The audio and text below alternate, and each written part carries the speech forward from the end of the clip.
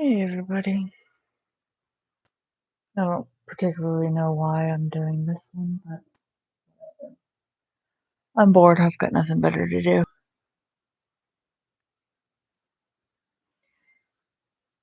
So,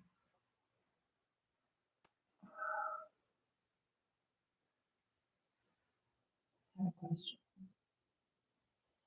Just a small question. It's not. I know everyone's done it at least once.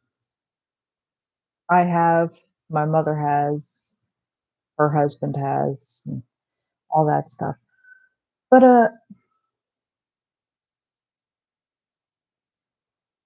have you ever just gone to the bathroom? You take your phone with you. All you have to do is pee. That's it. You just gotta pee. So you go to the bathroom, you've got your phone, you're watching TikTok, YouTube, whatever it is that you do, playing a game, and you get so focused on your phone, you forget that you're in the bathroom until a couple of hours later and you're peeing again. And then you start thinking to yourself, am I still in the damn bathroom? Like, when did that happen? Have you ever just gotten so focused on something that you forgot where you were or what you were doing? I have forgotten that I was at work before. Uh, I clocked out for my lunch break and clocked back in, and my phone kept going off. And I was wondering why the hell was my phone vibrating so much. So I stopped what I was doing at work, checked my phone, and then the alarm goes off on my phone, letting me know that it's 30 minutes till it's time to clock out.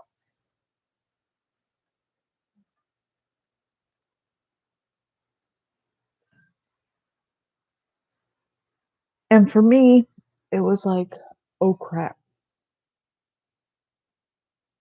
I've been on my phone for like 4 hours and did not even realize it was time to clock out. Whoops.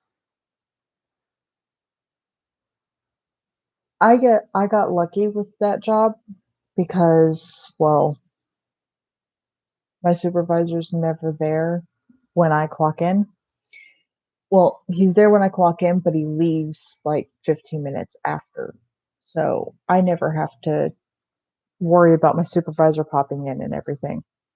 The only thing I ever had to worry about were the CNAs and the RNs and everybody wondering where their pads and towels and washcloths and stuff were.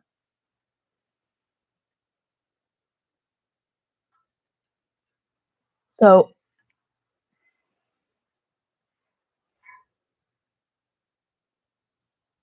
a friend of mine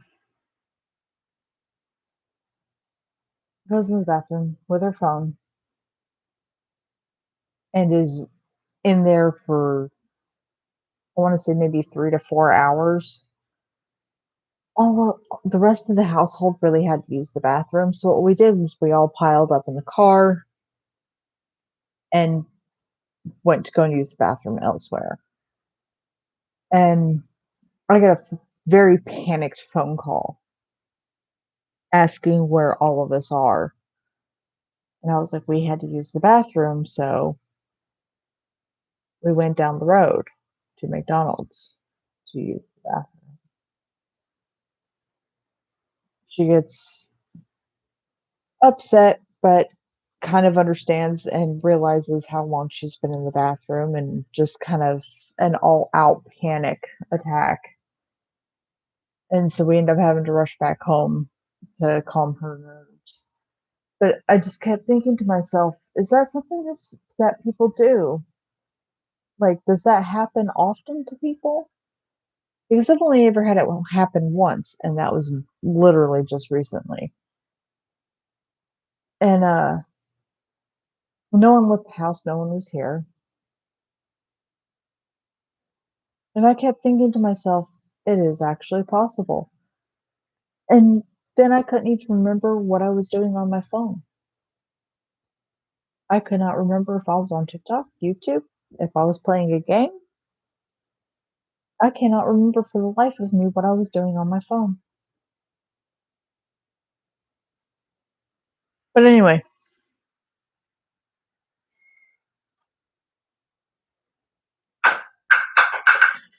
damn, made the other one. Anyway, I was wondering.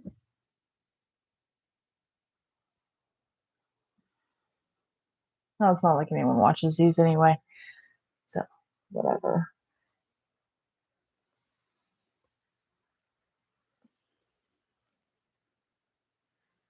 My whole life has been a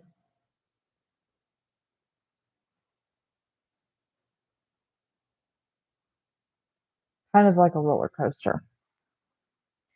And I was thinking back to myself, just thinking to myself one day, if I had never left Florida in the first place,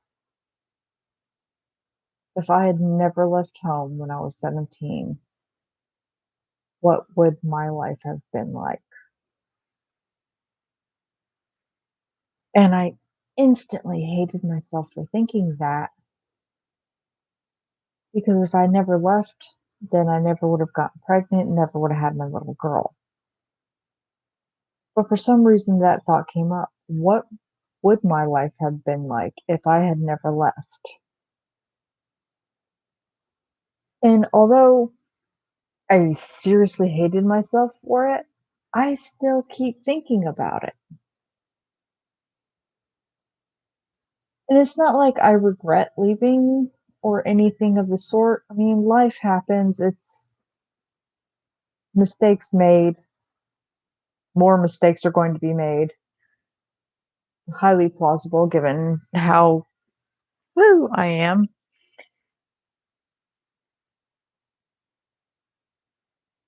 But I was talking to Pops about it, and I was like, "Oh, I know I can't do anything about it, but what would it have been like if I had never left in the first place? If I never left with my kid's dad? If I had just stayed in Florida and all that stuff, what would have happened?"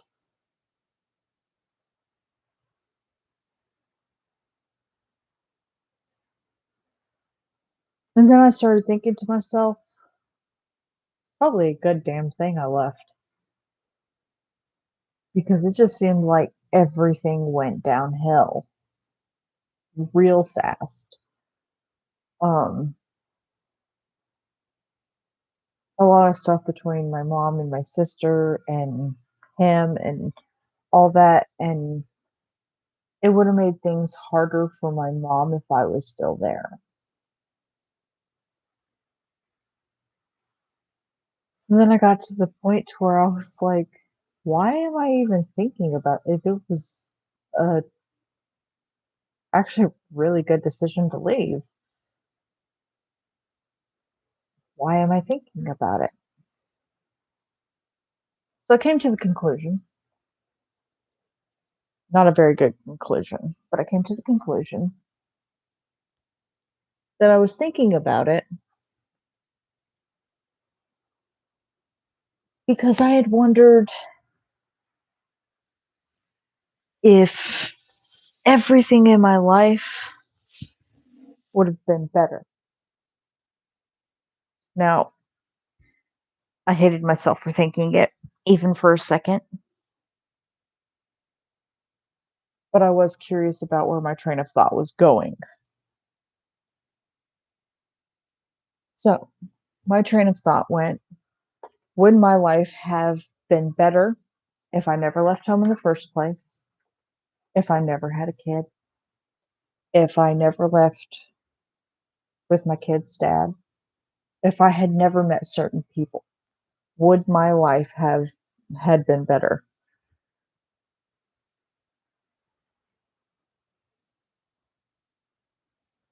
My train of thought took me to yes, probably.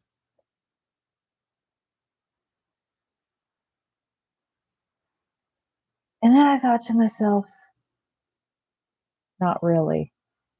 It really wouldn't have been any better. I would have been a gigantic burden to whoever was around me. Um, I would have been in my mom's way when stuff happened. Uh,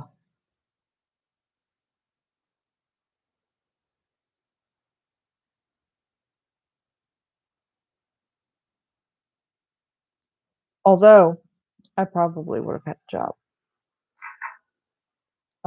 Probably would have worked at the Dollar Tree or Dollar Gen which one? There's so many dollar stores. Anyway, at one of the I think it was Dollar Tree. That was literally just over the fence through our apartments. We go through our apartments, and there's this little, guardrail that you can hop over and walk, and there's bells and all this other stuff. I probably would have had a job at the dollar store. They were hiring at the time, and I was actually considering it, and then my crush at the time asked me if I wanted to leave with him. And of course, like a dumbass, I said yes because I was a kid. I, you're supposed to make stupid decisions, I guess, when you're a kid. And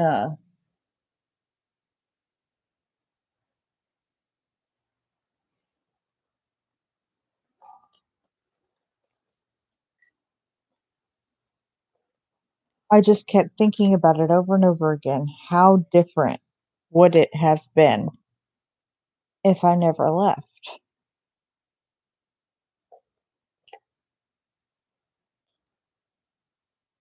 And I don't know why I was thinking that way. At least for a while, I couldn't understand why I was thinking that way.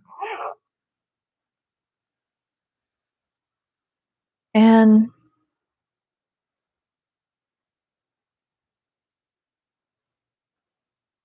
it wasn't because I regretted my decision. It was just one of those philosophical questions that pop into your head, and you're just like, huh, I do kind of wonder that sometimes. What would it have been like? Would it have been much better than my life now? No. Would I have had more opportunities to do things? Probably. Would I be in the way of everybody else and doing their own things and stuff? Probably. Well, actually, I could say yes to that. And then a thought occurred to me. It's not like I'm erasing the existence of my kid. It's not like I'm erasing the existence of her dad or the fact that I ended up making another mistake shortly after living with my grandmother, and another mistake after that, leaving my grandmother to move in with another guy and his messed up family.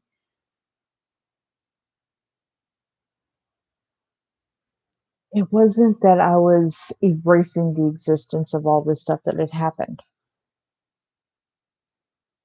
It's not like I was discounting the mistakes that I made or saying, hey, whatever.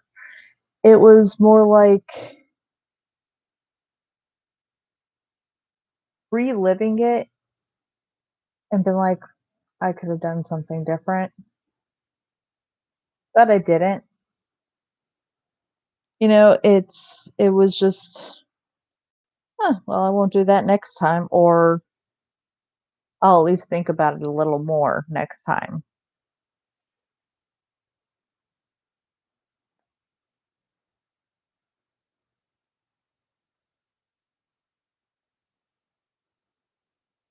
I'm bored out of my mind. I've been watching The Marvelous Mrs. Maisel.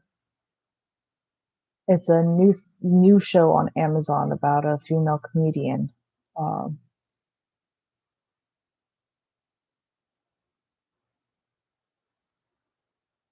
1980s? No, 1880s. I can't remember the time period that they were going for. Um,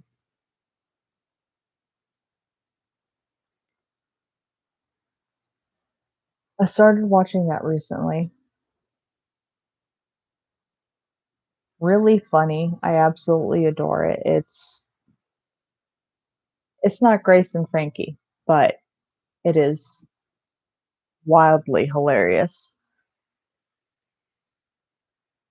And I guess watching how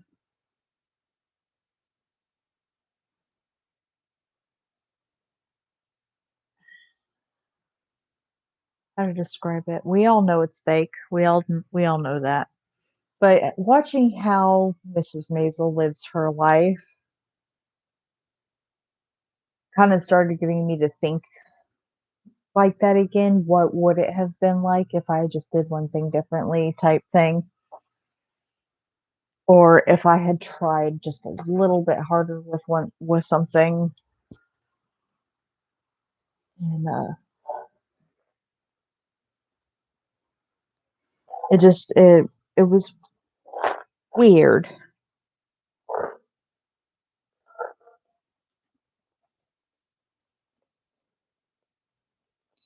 because even though I know there's nothing I can do about it now, it's still something I was thinking about.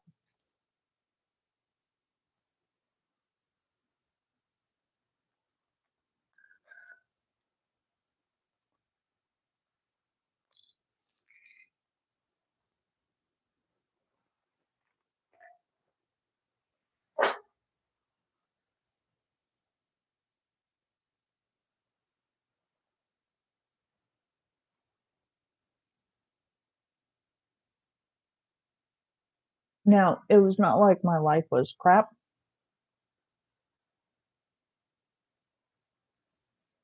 because it's not. Do a lot of things terrify me? Yes. Um, when I start making these videos, I go into a full on panic attack. My OCD kicks in, trying to calm me down. Two sides of my brain trying to do something completely different. One's trying to fall apart, the other's trying to fix everything.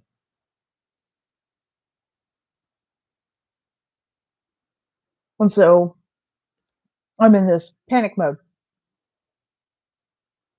And I'll go and put on makeup and everything like that, and then go and wipe it off. Waste a perfectly good makeup, but I never wear the stuff anyway. I only have all the makeup I have is because someone didn't want it and they gave it to me in a box full of clothes. And I was like, hey, I could probably use this. And then found all the makeup underneath and was like, well, I have it. I guess I should use it. I never used someone else's lipstick or chapstick or anything of the sort. I don't know where their mouths have been.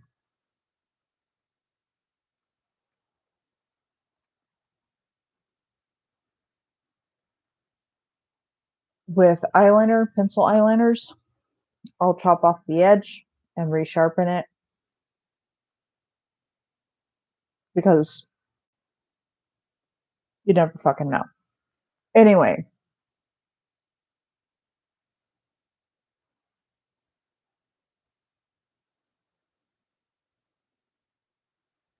so as I'm OCDing my face and then panicking my face,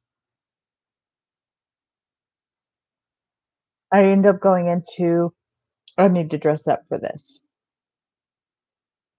My OCD is like, hey, you got to match your face. So let's do the hair, let's do the clothes, let's get going. And I'm like, why? The other half of my brain is just like, why? We're just going to sit there. We're going to talk about nonsense. What's the point?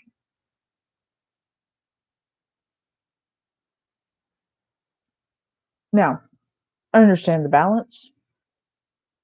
A lot of people have that little voice in their head that's just like, "You're not worth anything, you're useless, blah, blah, blah. You're not pretty, you're never gonna pull this off," and crap like that. I've had that all my life. It is ingrained in my being to discount myself and put myself down and dig a ditch and never get out. Little by little, I've actually started to.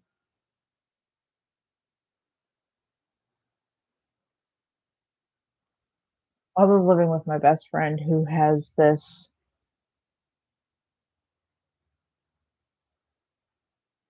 crazy confidence about herself. And although sometimes it drove me absolutely nuts, it started to rub off on me. And I was like, I would look in the mirror and I'll be like, okay, find one thing that you like about yourself today. Just one.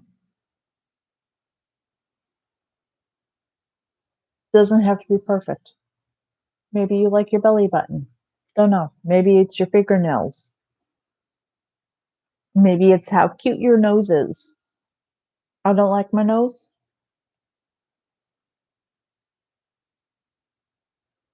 I went for, I like my eyes. And of course, I had that little part of my brain going, they're shit brown. What's there to like? I was like, they look red in the sun. Beat that. And sometimes if the sun hits them just right, they actually look gold instead of red. So it's like having three different eye colors all in one, which is really cool. And sometimes people mistake my eyes for being green because they have that weird little. I never could tell if my eyes were brown or hazel. I don't know the difference between the two. They're both brown to me. But never really cared. I have horrible eyesight. I never really paid much attention to my eyes when I was a teenager. Just, everything was different. I guess is the best way to put it.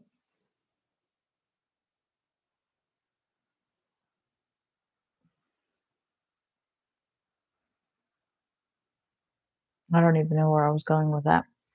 But I'll find one thing that I like about myself. And it could be like, it could be something just as simple as I like the way I look all around. Now, yes, I am a bit overweight. That could always use some improvement. That is something I can do. Do I want to right now? No. Why? Because I don't feel like it. And there's that part of my brain, you're never going to lose that weight.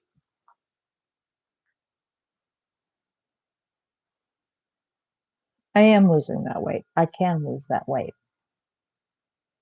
And I will lose that weight. It's just going to be in my own time on my own terms. It's not going to be because someone's calling me fat and lazy.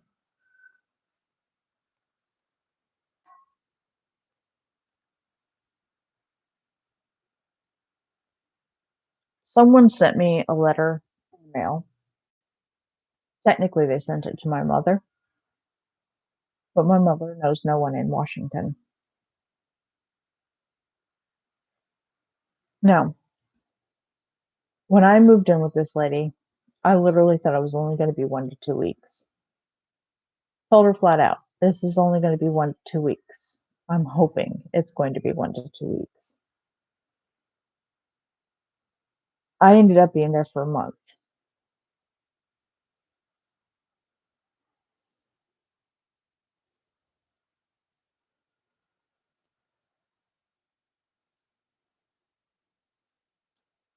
Anyway, I don't even wanna talk about that right now either. That's just gonna piss me off.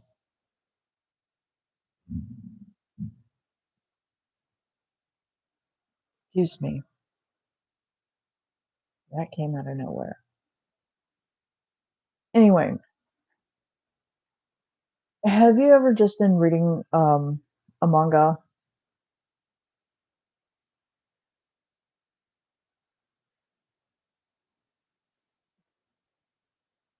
Just wherever you're reading it, whether whatever site, and it starts off with you actually being able to read it. They speak English. The grammar's okay. Every now and then you find a little mistake, but it's not too terribly bad. But then you get that maybe like 10, 15 chapters in, all of a sudden they switched people out or they got new editors or translators and stuff like that. All of a sudden it's turned to shit. You don't know what they're saying anymore. There's this um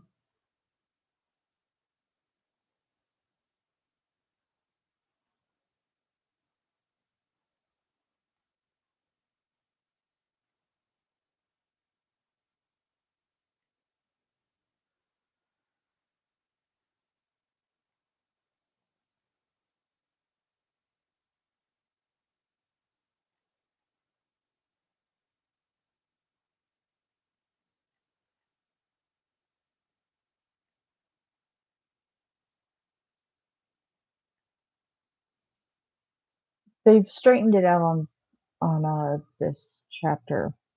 But anyway,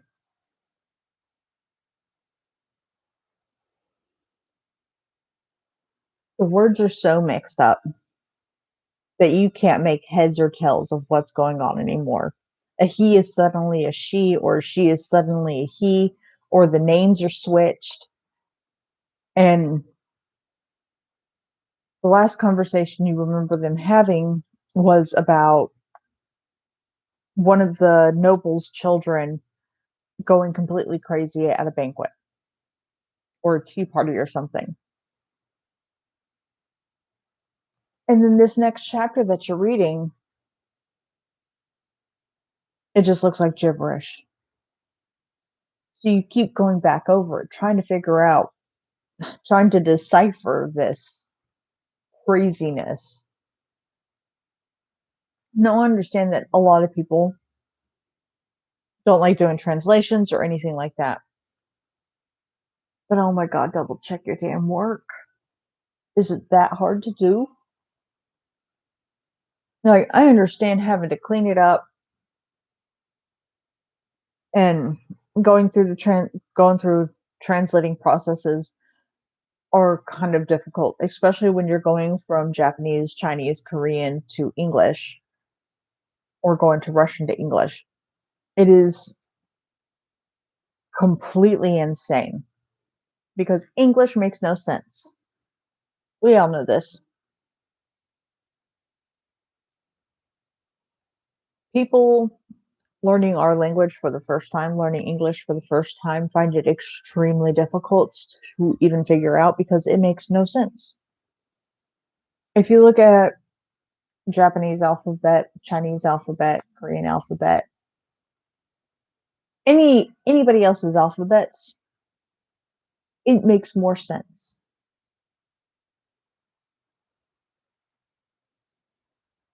than any other alphabet in the world.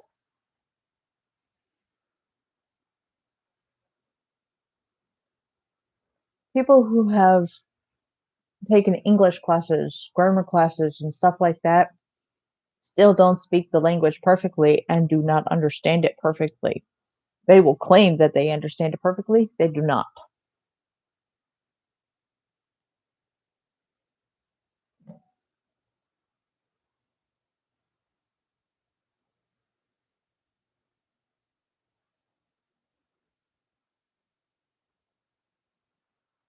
We have so many different ways to say one thing.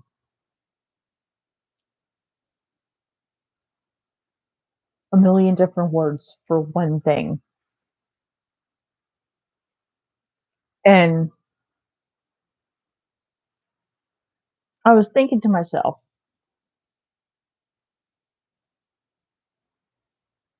just while I was reading one of these mangas one time, and just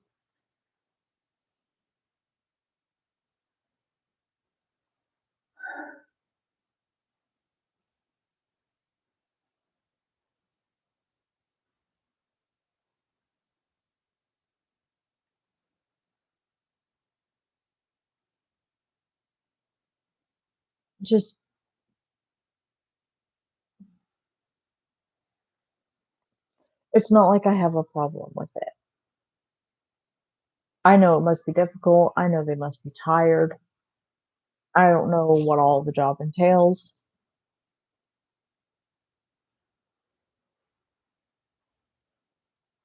but from what I've seen, whoever translates these things after the original stop cannot speak the language worth crap. They cannot make any sense out of it. It's not even pure English anymore. It's a freaking mess. It's just like, what were you trying to say? Because I don't know what you were trying to say anymore.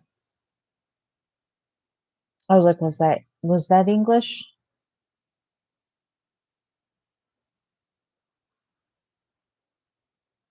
Like all of a sudden, um,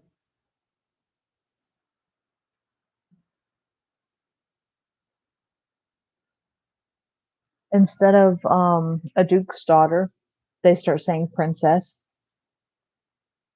Instead of what is it? I wrote it down. Let me see if I can find it now. There's so much crap written down in here.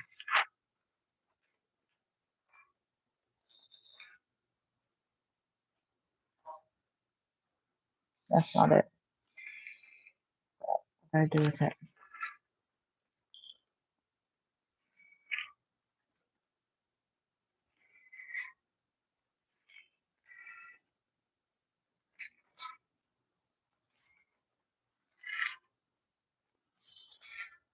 Yeah, that made perfect sense.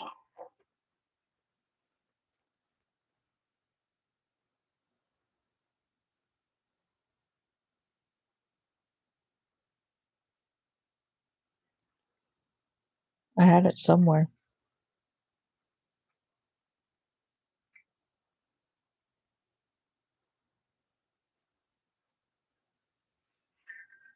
And I have it nowhere anymore.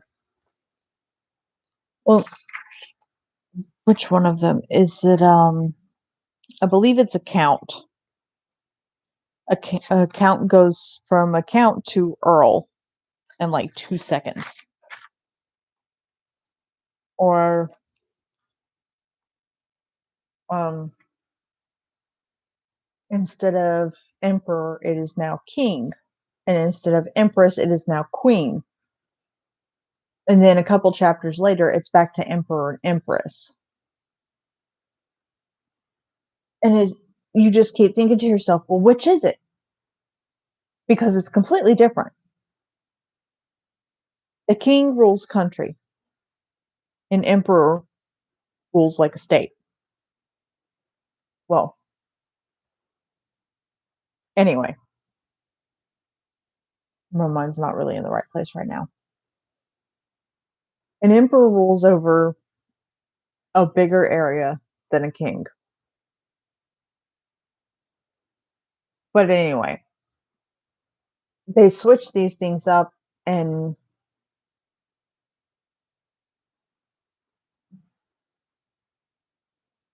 the way that the characters start interacting with each other is completely different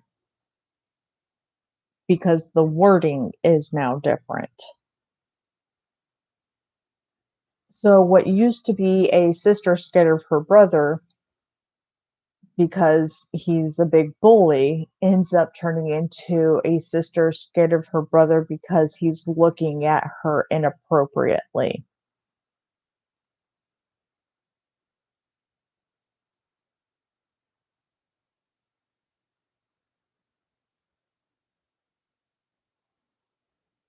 There is one story in particular that has this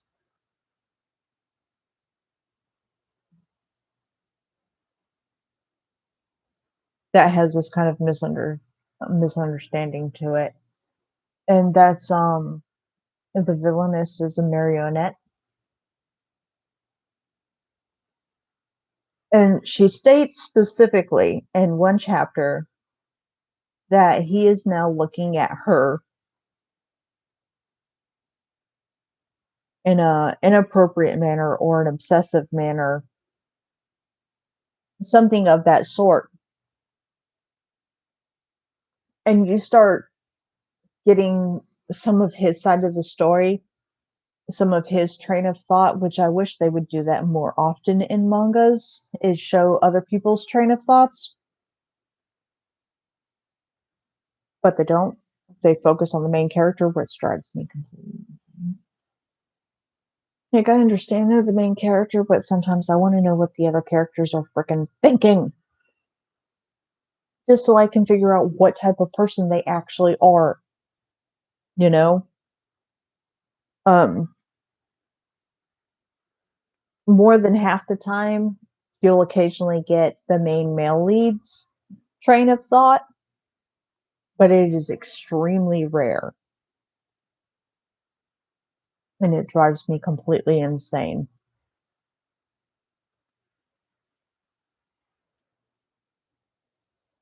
But anyway, you start getting his train of thought on how obsessed he is with his sister. He doesn't want her to get married. He doesn't want her to move out of the castle. He doesn't want her being anywhere near another man except for him. Doesn't even want his father anywhere near her. Just doesn't want anyone near her. And her train of thought is, I have to get out of here before my brother kills me. But she's already made the biggest mistake. She wanted her brother to like her, so she started acting nicely towards him, which only fanned his obsession for her. So now, if she tries leaving, he's not going to let her. He is going to hunt her down, capture her, and lock her up so she can't leave. He's even stated that he would go so far as to chop off her legs so that she cannot leave. Well, anyway, a few chapters later, all of a sudden he's trying to get her married.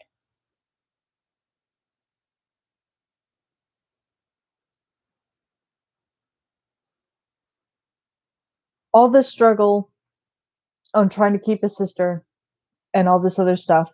And 2 seconds later, like the next chapter, it's like all of a sudden he's trying to get her married. That makes absolutely no sense.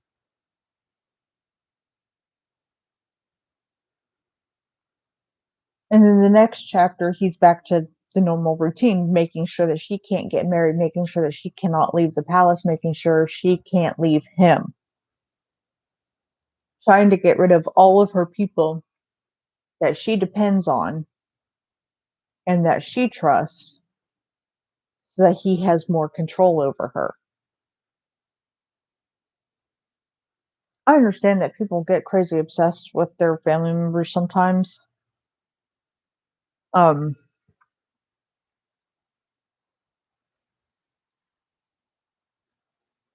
like that's your only family member that you can depend on. That I get. Or that is the only family member who that is your only family member who ever took the time to, yes, make sure that you were okay, or that comforted you when you were crying, just something of the sort, you know. I understand that, but some of these stories borderline on incest.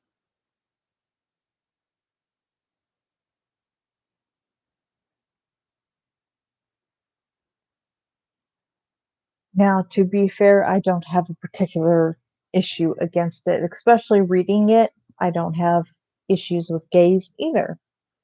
I actually enjoy reading yaois and yuris and all this other stuff.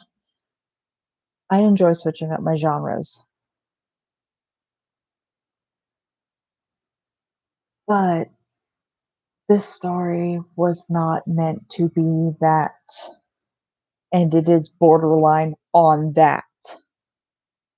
If my story says one thing, I want the story to stay that. If it's a fantasy romance, it needs to be a fantasy romance. If there's incest, it needs to tell me. If there's going to be trigger warnings, it needs to tell me. Now, one of the ones that I was reading not too long ago, uh, what was the name of it?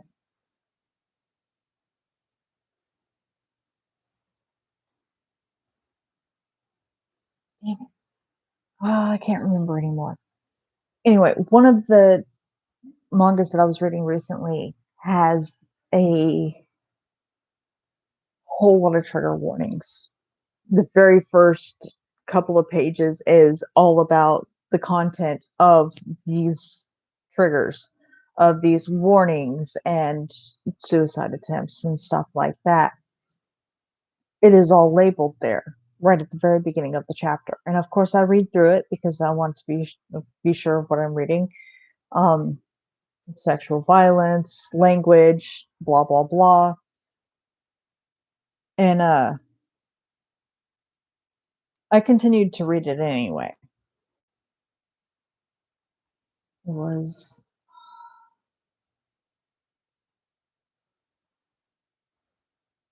the villain's savior, and this is where they all have marks on their body given to them by God to their perfect soulmate, and their soulmate will have the same mark as them, same color, same design, same place.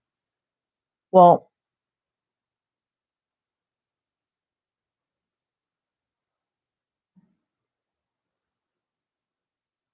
this guy finds this girl and she's tricking him about the mark because her mark doesn't belong to anybody.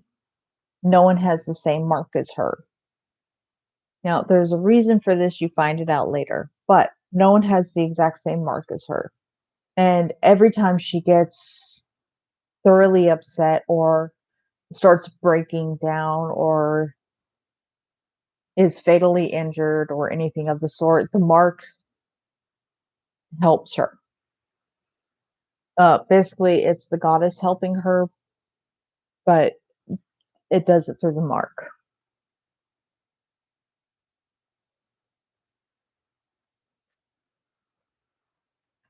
And then you start going into his background story of things that have happened to him in his past. When he was 5 years old, his family died, his pregnant mother was burned alive, all this stuff. There are a lot of warnings. And I was perfectly okay with that. Why? Because I got a warning ahead of time. I do not like surprises. So if something bad's going to happen, I would really like to know. I would like to have some warning as to what brought this on. Now, in the first chapter, she gave a very clear warning about how tragic his story was. The main character did. Because as she's describing the story to you and how immersed in the story she is, you see her literally destroying herself, wanting to protect this one person in the story who is a murderer, a villain. And uh So much so that she actually dies and gets taken back to her original world.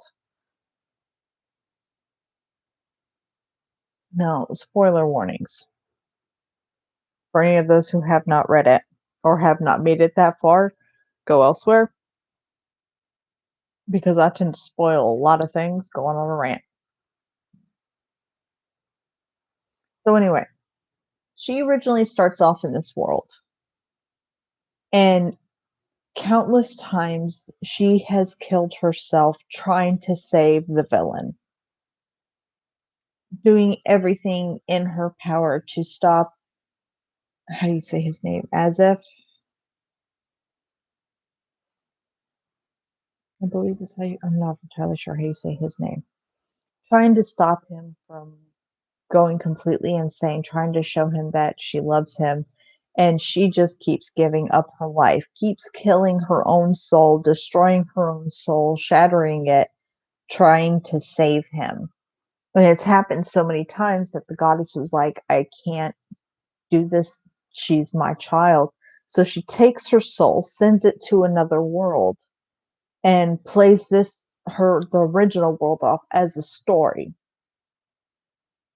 Well, she happens to read the book and gets completely immersed in it, and then they kill Azef off.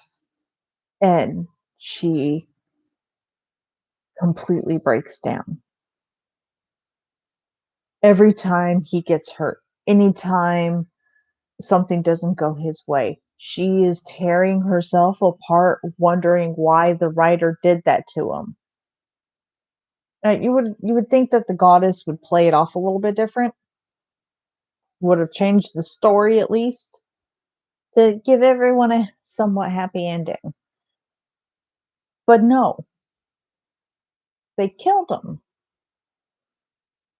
And because they did that, she never finished the story. She doesn't know what she's in for. She doesn't know how to protect him anymore. So she's literally killing herself again trying to protect him. Well, anyway, she dies in that world and gets sent back to her original world. And again, this time the goddess gives her her mark, does not give it to Azef. She now holds the mark for both of them. And the goddess wants to see if this time around he'll change because her favorite soul is being destroyed over and over again and is completely drawn to this soul over and over again and is killing herself for it. Well, luckily things do tend to work out and they plan to get engaged and stuff like that, and the story somewhat carries on the way it's supposed to.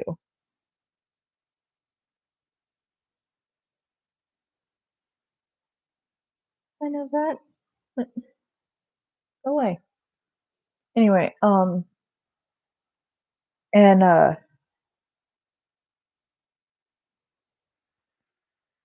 well, she stopped reading the story.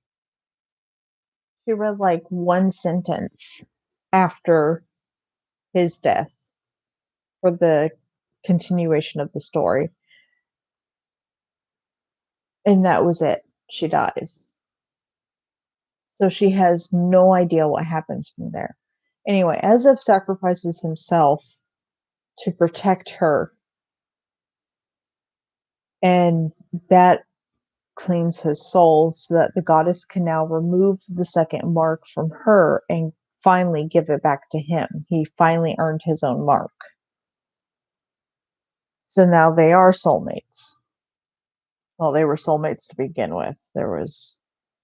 He just was too,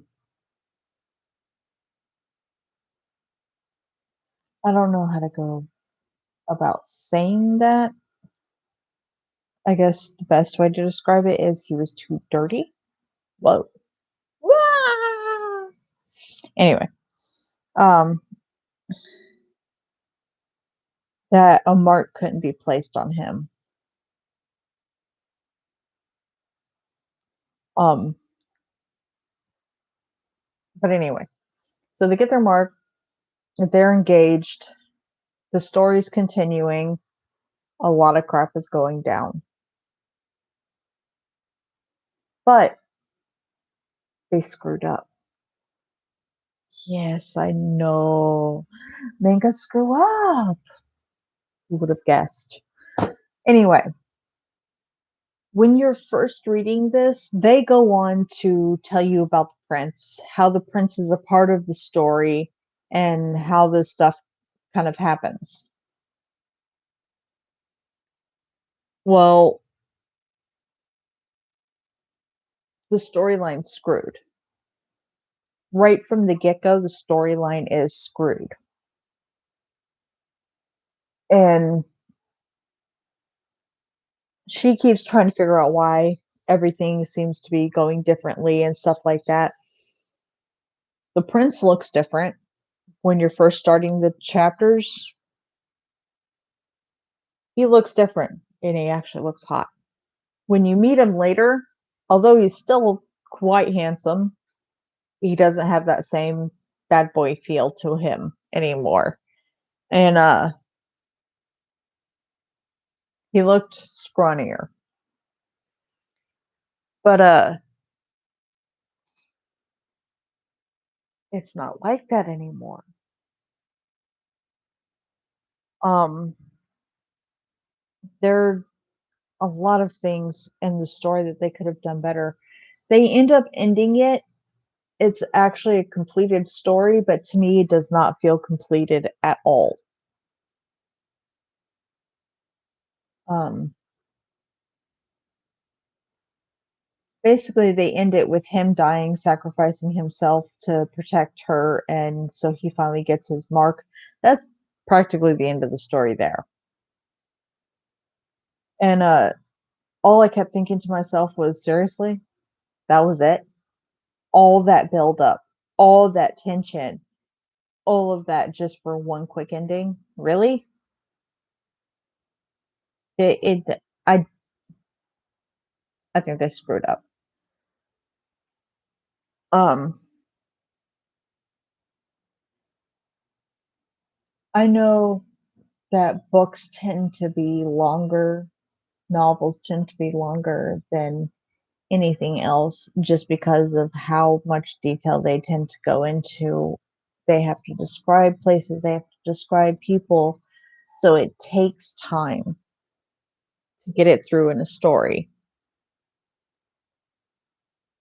But this one just seemed to, well, we don't want to finish this and chop it off.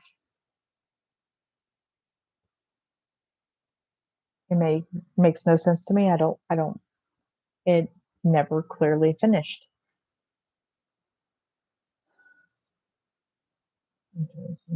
And then Why Are You Doing This, Duke was a pretty good one that I liked.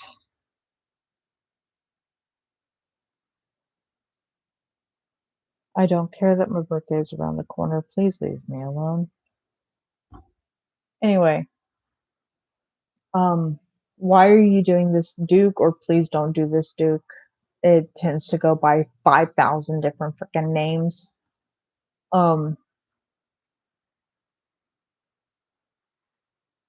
I didn't like that story much either. I liked the story it was telling. I liked the drama, the romance, and everything involved. But it just didn't feel completed to me either. There are a lot of them that just don't feel like they're being completed the way they should be.